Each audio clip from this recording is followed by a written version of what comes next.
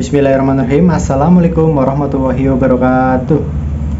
Perkenalkan teman-teman, nama saya Dwi Novanto dari kelas S2A Fakultas Pendidikan Ekonomi Universitas Indrapasta PGRI.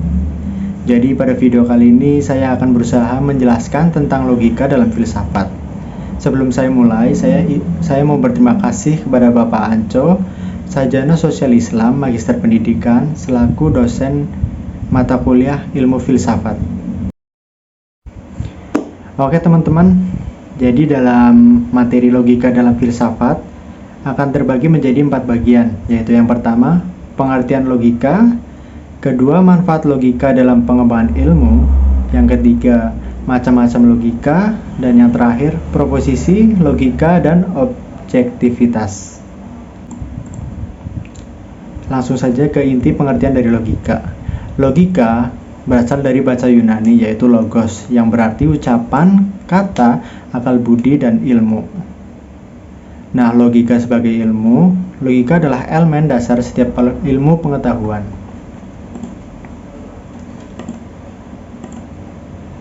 Logika sebagai cabang filsafat. Sebagai cabang filsafat yang praktis, logika bisa diaplikasikan dalam kehidupan sehari-hari. Logika sendiri lahir berbarengan dengan lahirnya filsafat di Yunani. Dalam upayanya guna meletakkan berbagai pikirannya dan berbagai pendapatnya, para filsuf dari Yunani kuno kerap berupaya untuk membantah pikiran dari yang lainnya, yaitu dengan menunjukkan kesesatan penalaran atau pemikirannya. Adapun manfaat logika dalam pengembangan ilmu.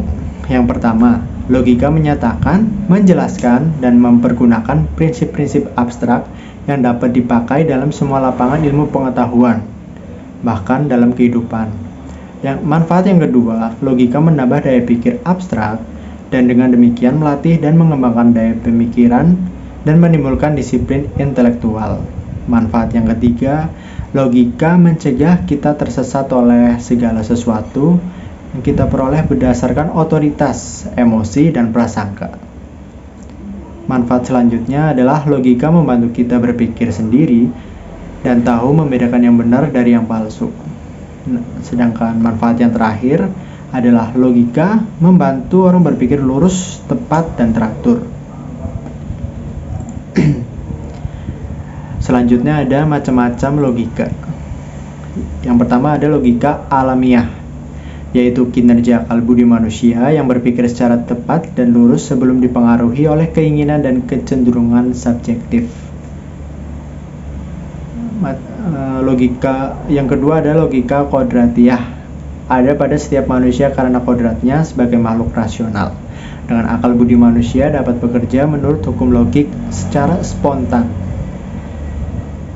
Yang ketiga ada logika ilmiah, ilmu praktis normatif yang mempelajari hukum-hukum, prinsip-prinsip, dan bentuk-bentuk pikiran manusia yang jika dipatuhi akan membimbing kita mencapai kesimpulan yang lurus dan sah. Logika ilmiah adalah penyempurna atas logika kodratiah. Yang selanjutnya ada proposisi, logika, dan objektivitas. Proposisi sendiri adalah pernyataan yang terstruktur untuk mencapai sebuah kesimpulan. Lalu proposisi dalam logika akan membangun sebuah kebenaran ilmiah.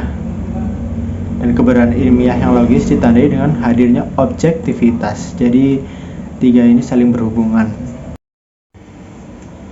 Selanjutnya ada cara berpikir dan belajar memahami logika. Jadi ada 4 poin cara untuk belajar memahami logika.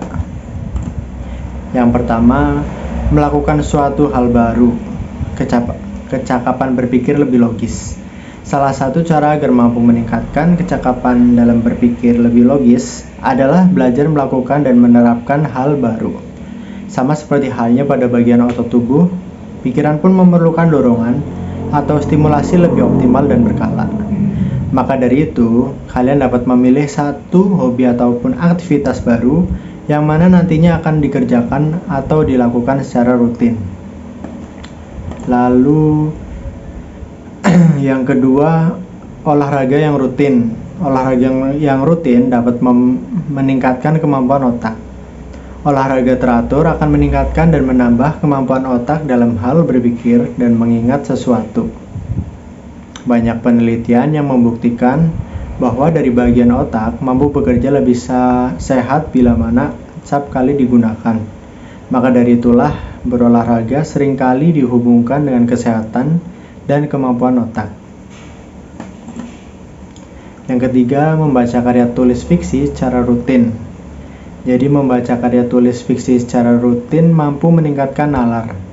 Kemampuan berpikir kritis akan dapat bertambah apabila kalian rutin membaca karya fiksi.